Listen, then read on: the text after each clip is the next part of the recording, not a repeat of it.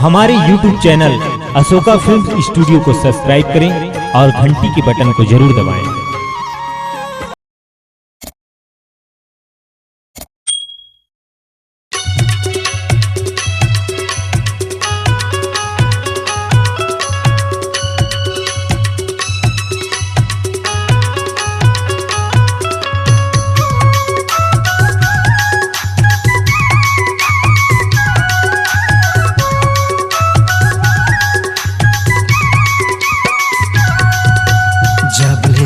देख तोला मैं कंवर धा के बाजार माँ, जब ले देख तोला मैं पिपरिया के बाजार माँ, तब ले तोर संग रानी मोला हो गे हवे प्यार ना, तब ले तोर संग रानी मोला हो गे हवे प्यार ना। जब ले देख तोला मैं कंवर धा के बाजार माँ, जब ले देख तोला मैं पिपरिया के बाजार माँ, तब ले तोर संग राजा मोला हो गे हवे प्यार गा,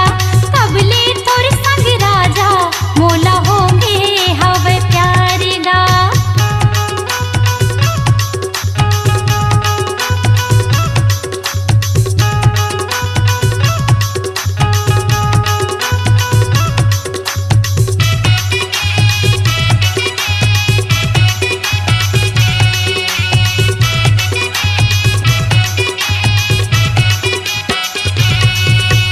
पहली नजर में मोला दीवाना बना दिए वो, चंदाया संतोर चेहरा ला देख मुहागे वो,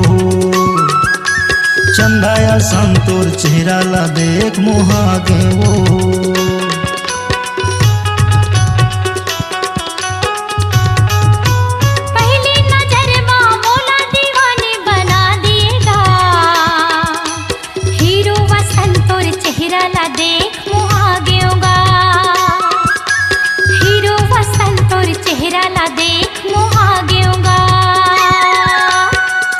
बिना मोर रानी जीना हो गे दुसवार ना, तोर बिना मोर रानी जीना हो गे दुसवार ना, जब ले तोर संग रानी मोला हो गे हवे प्यार ना, जब ले तोर संग रानी मोला हो गे हवे प्यार ना।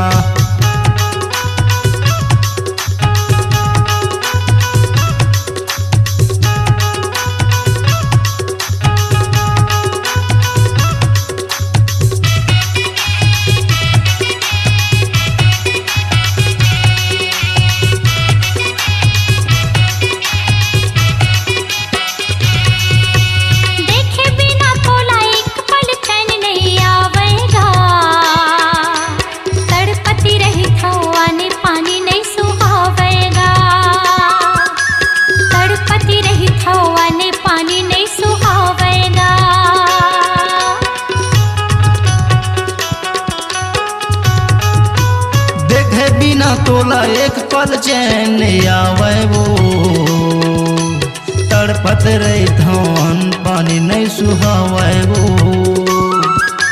तड़पत रही धन पानी नहीं सुहावे वो। धोखा झन देबे रानी कर ले तय करार ना,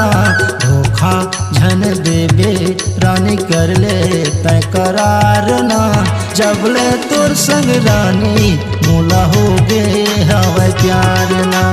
जब ले तोर संग रानी मोला हो गे हवे प्यार ना।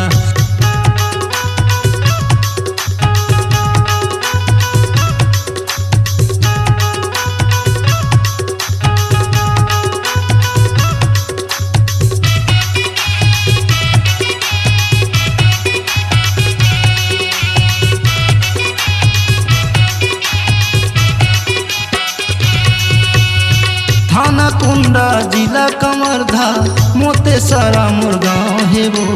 मनोहर भैया के ठेला में पूछबे अशोक सिंह मोर नाम है वो,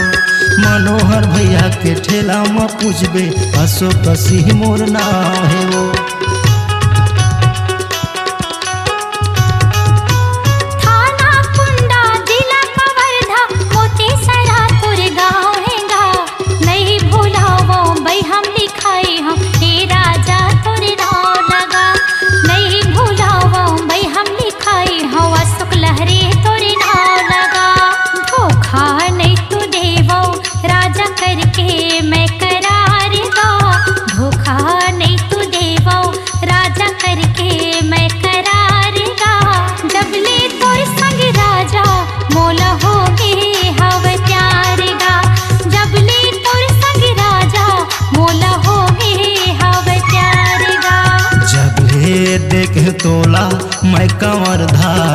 बाजार माँ जबले देख तोला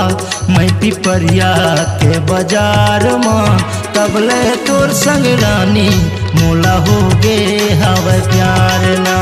जबले तोर संग रानी मोला हो गे हवे प्यार ना जबले तोर संग राजा मोला होगे हवे प्यार ना जबले तोर संग रानी मोला हो गे